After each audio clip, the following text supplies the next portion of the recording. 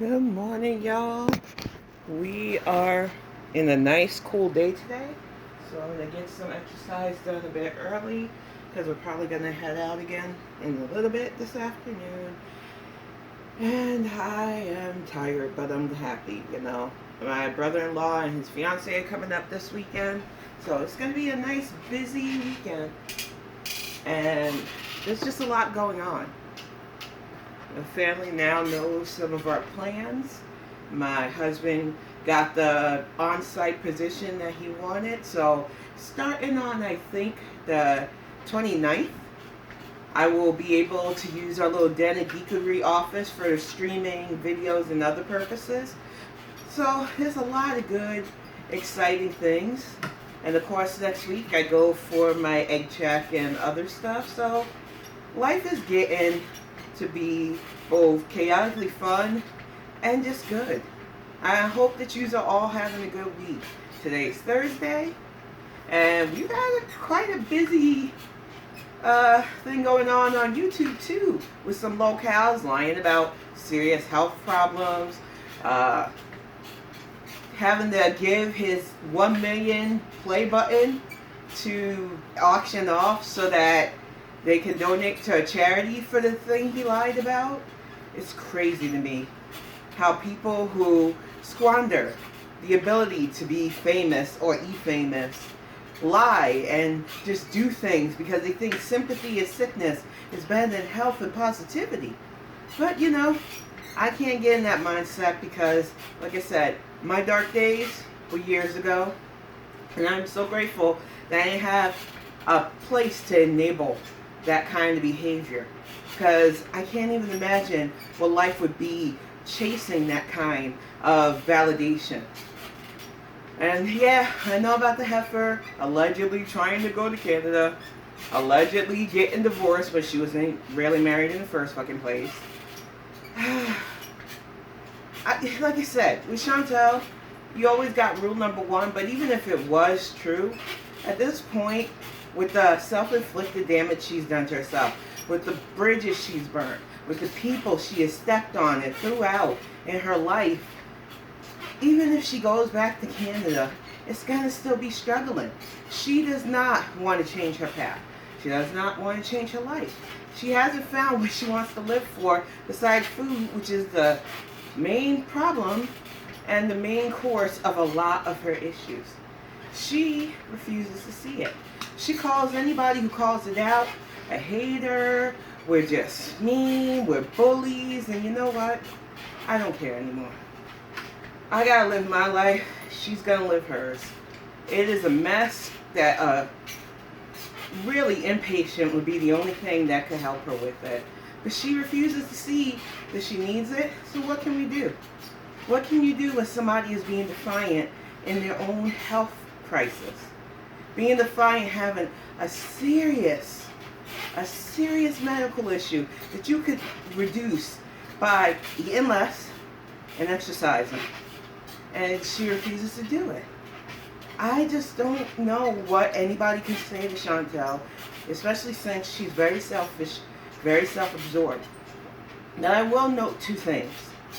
The tears were crocodile. But I don't think people understand that she really doesn't love Salah. She doesn't. And he definitely doesn't love her.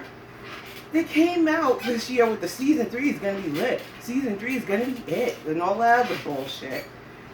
And the thing is, they're treating this relationship like the transactional affair it always was. He thought he was going to be e-famous from being with her. And he liked the luxury upgrade to his bum-ass life. She thought she was going to impress the world with a younger man that claims her. It was all a facade, and the facade has been crumbled. She's the only one too stupid enough to see it as really acknowledge it. But that little wannabe breakup, she did a bit.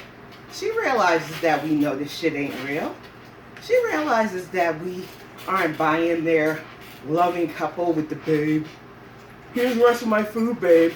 I know I just had you in the hospital. I know you had kidney issues, but here's the rest of my Taco Bell. I don't care if you eat yourself into oblivion. Oh yeah, that's a really loving and caring partner there. Like I said, I don't even have to compare my partner because I'm not here to put my relationship on display. I'm just here to do me. And I got lucky that I have my best friend, who is my husband, that doesn't mind me doing me. Even though he stopped my petty, y'all, because I was going to take a nice sit-down picture from the side and the front, showing that, yeah, I can, even with my thick thighs, sit with my legs closed. And you know, squatting and spreading eagle for you, your girl, no more. You see, Chantal? It's called love. It's called knowing that he doesn't want me to super hyper focus on your negativity when we've got so many positive things going on. And he's right. I don't have to be negative. I know you and your little circle of friends want to be negative against me, and it makes me laugh because I don't got to pay any of those fuckers mine.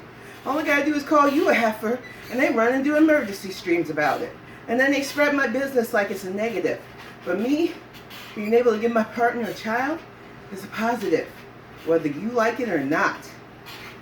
I am living the life I want. Not the life I think I deserve, or any of that other bullshit.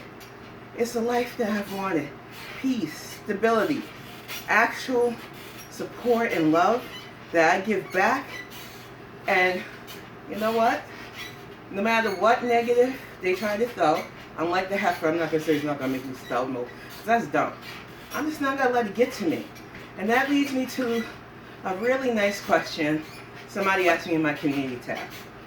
And I'm sorry if I'm blanking on your name right now, but your question was, well, basically you asked me to state how I'm able to do this, be online, unapologetic, exercising my big butt off, and talking, and not let like negative stuff get to me. And I'm gonna tell you, like every human, I went through my periods of insecurity, self-doubt, low self-worth. When I was a teenager especially, I battled with so many demons because I hadn't been officially diagnosed with my mental health issues. I didn't get that until my late 20s. The thing is, with the way my brain works always is, I don't care what people say about me because they're talking about me. I don't talk behind people's back. If I don't like you, you know I don't like you. If I do like you, you know. If I'm kind of in the middle, I just won't even say anything. I'll just observe. But point blank, learning to not let people tear down your self-worth, it's a hard process. I don't think there is one size fit all to it. But what I started doing, especially a couple of years back when I started doing my shorts, when I was on Twitter, I started to realize that, yeah, people are going to focus, hyper-focus on the visual damage I did to my mouth. I knew it. I knew it the moment I sat in front of the camera, the first time I started talking. And I realized that that's all they had. They couldn't argue the points I was making. They didn't want to hear what I was saying, back then, especially about politics.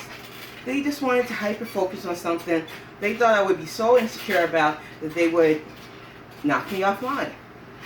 You know, I've had people assume so much about my dental damage too. And that kind of helps me realize that it doesn't matter what people say. They're already going to form an opinion. Nobody wants to believe that you can get such bad dental damage from binging and purging. They don't understand that when you eat a shit ton of bad food for you and then you purge it up constantly, dental damage happens. So I listen to people who assume that it was drug use. Even though I was raised by somebody who struggled with those issues, so I stayed the fuck away from that because I didn't want to deal with that. You know what it's like to have a child? When I had kiddo, it was at the same hospital in their maternity ward where I had been held in their mental health ward several times for my schizophrenia. So one of the first things I got asked after what should have been one of the best moments of my life was, are you thinking about harming your baby? So it's like I said, I'm kind of used to people assuming things about my mental health, about my physical looks, which I will not stop saying. I've never marketed myself as beautiful, as a good looker, as anybody but just an average woman who likes being smart. I like learning. I've always been a book nerd. I've always been a bookworm. And for me, knowledge really is more powerful than appearance. Looks fade. The cosmetic industry is a billion, if not trillion-dollar industry because of insecurities. Diet places. Everything to try to tell you that you're not good enough, you're not smart enough, you're not fit enough unless you look a certain way. And the sociopath leanings I have says no. I don't want to fit in if that's the case. I don't want to fit in if that's the standard. So, you know, I don't consider myself special at all. I just like what I like. I like learning.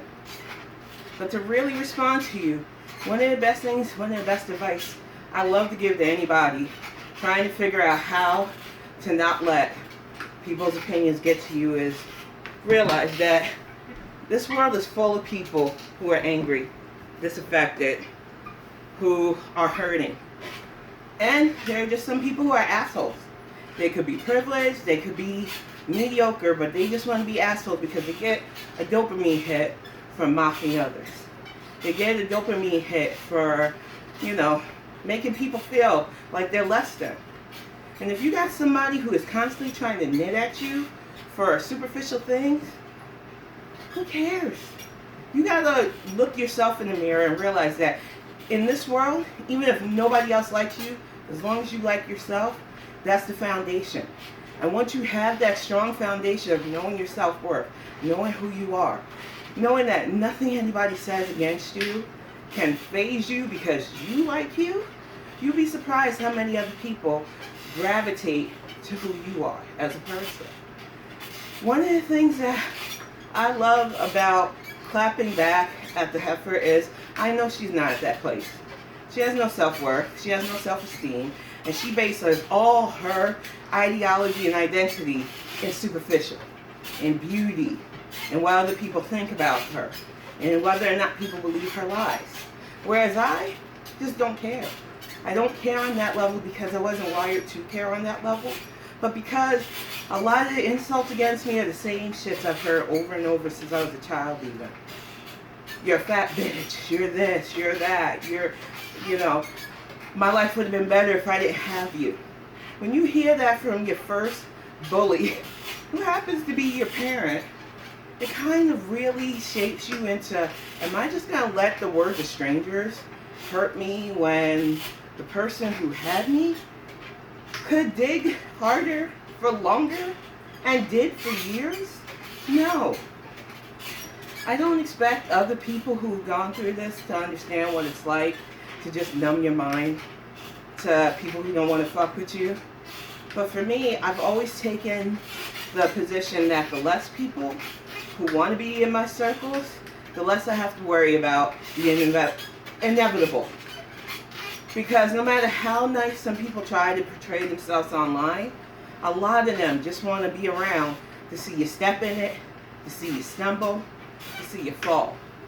And that's a sad reality that I hate seeing, but I've seen it enough to where I'm always cautious with the way people approach me, even when they're being nice. So if I'm like that with the people who are nice to me, cautiously cordial back, I'm not going to fuck with the people who just want to try to get a rise out of me, want to try to get a rage out of me by talking shit. And what I think you all have to realize at this point is that if that's not your spirit, if you don't want to give it back, you just want to do you, whether it's online or off, just do it. Because that makes them more mad. It makes the people who want to talk shit about you for any reason mad when you don't give them your energy, when you don't burn yourself out constantly trying to go at them for coming at you. Because remember, they're the one hyperfixating on you. You're not hyperfixating on them. You gotta leave the negative where it belongs, in the bin. You gotta focus on what's good about you. And I know in our society, self-esteem is hard to have. Self-esteem is hard to keep. Because the moment you get on, whether you're a really nice person or not, there are always going to be people who want to tear you down. There are always going to be people who want to feel better than you no matter what. And you know what? If you let them, that's a prison of your own making. That is a hell that you will have to really fight to escape from. But if you protect yourself by realizing that as long as you don't feel what they're saying about you is on point, it can't really upset you, that is the best place to be mentally. And I say this as somebody who deals with manic highs, manic lows, who takes my medicine, gets my rest, so that my mental health issues don't continue out of control, who has a support system with actual doctors, which Foodie, telling me to go to a doctor is really stupid. You need to go first. You need a mirror, honey. You're telling me to go to a doctor, that's why I'm losing weight, you dum-dum. That's why I'm able to have a healthy relationship and not treat food as a reward, not treat food as my only true love like you do. You are crazy to think that your little go to a doctor attack, which I know you watch my Fitbang. I know you've been stalking a lot of my videos, so you know, unlike you, because I don't bring a camera to my appointments and sessions, because that's fucking weird. I do go and get therapy. I do have a psychiatrist. I take care of my health from mental to physical. But you don't. And that is why the way you were laying on the couch, yelling, go to a doctor, it didn't upset me. It made me laugh. Because I feel like you were really talking to yourself, but using me again as a vehicle. Like I said, say what you want about my front teeth. I did the damage. I am the one that will fix it when I get to my goal weight, not before. And you know what? Depending on how I feel, I might just get the fronts removed completely and go dummy. I don't give a fuck what people think about my mouth. It's still a mouth that's kissable by my husband. It's still a mouth that people want to hear my opinions and thoughts out of. You can't say the same thing. I didn't insult you on a dental level because I don't care about that. And it would be pretty hypocritical. But I do come at you as somebody who was 500 pounds and decided that I wanted to change my life. I wanted to lose weight. I wanted to hit goals that were not only realistic, but steady for the rest of my life. And the fact that you come at me jealous, mad at my squeaky bike, which that ain't changing for a bit, bitch. Sorry, y'all. But I've gotten up a positive feedback by the sound of my bike, so it is what it is. It shows that I'm willing to put in the commitment needed to make my life better, to take care of my family and myself. Something that you will not do as you continue to defiantly destroy your insides. You could say anything you want about my looks. If I was about looks, I wouldn't be on the internet. Because there's no such thing. Beauty is fucking subjective. And for everybody that'll think somebody who's a model or a celebrity is beautiful, there are plenty of other people that think the opposite. That's how this world works, and that's why I don't subscribe to it. I'm the first to call myself ugly, because for real, there are days where I wake up feeling like a gremlin. I don't care. I get up, I'm mean mugging it because I'm tired, and I gotta get right to my routine. I gotta get shit cleaned up. I gotta get my writing done. Sometimes we gotta get out into town and get things done. I've gotta tend to my garden. There is always something to do. And there are some days when the moods are low, and I'm just like, I'm tired. Get that one eyeball open like that Bugs Bunny cartoon when he's woken up all of a sudden. All I know is that when you're in a good place, no matter what anybody says to you, they can't faze you unless you let them. And if you let them, you give them ammunition against you that they will use over and over and over again. The best weapon against anybody trying to tear you down is to keep your head up and keep it pushing. The best weapon against anybody, especially that don't know you, that wants to try to make you feel shitty for existing, is to realize that they're strangers. And unless what they're saying about you hits the nail on the head, something that you could probably change if it does, you can't let it get to you. There are always going to be haters out there. They hate themselves the most. So if you let them rent space in your head, if you let them continue to nail you down and knit you down until you feel nothing but hate for yourself, they win. And I'm sorry, I'm a competitive as fuck girl. I'm not going to let people who don't like me for shit when they don't even know me and will never know me get to me. But that's it, y'all. Another 20 minutes. And as you can see, Chantal, it pays off. Whether you like it or not, we're not the same. Whether you like it or not, no matter how much you try to insult, belittle, demean me, all I gotta do is hold up a mirror at you. But I will see y'all sometime next week. Friday, I will be doing my Twitch stream to talk about politics and social issues. Saturday, I will be back for a Saturday Bonnet Live. But today, if you're watching this, I hope you have a lovely Thursday. I hope you have a good start to your weekend on Friday. And I'll see you all soon.